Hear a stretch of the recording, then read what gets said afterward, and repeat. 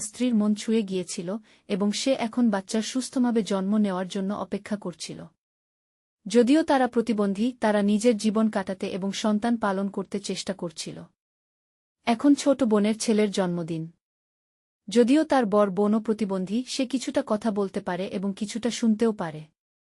বড় বোন বলল, বাচ্চাটা হাতের ভাষা জানে না, আমি চাই না সে দুঃখী হোক, কিন্তু মা বললেন, তাকে অপেক্ষা করতে বলো না, তার পেট খালি, তাকে কেক খেতে দিন। খুব প্রকৃতপক্ষে ছোট মুখ খুবই সুস্থ ছিল। তার আত্মী তাকে খুব প্রশংসা করে বলল, সে খুব ভালো ছেলে, বুঝদার। স্কুলে যেতে আসলেই তার বয়স হয়ে গিয়েছিল। যখন সে স্কুলে প্রথমবার গিয়েছিল, শিক্ষিকা তাকে কিছু প্রশ্ন করল। তুমি গণিত শিখেছ? তাহলে বলো 2-3 কি? সে কোনো উত্তর দিল না, শুধু মাথা নাড়াল। নানা প্রশ্ন করা হলেও সে একেবারে চুপ, একেবারে কথা বলতে চাইল না। বিদ্যালয় তাকে বিশেষ বিদ্যালয়ে পাঠানোর পর তার বাবা খুব রেগে গিয়েছিলেন।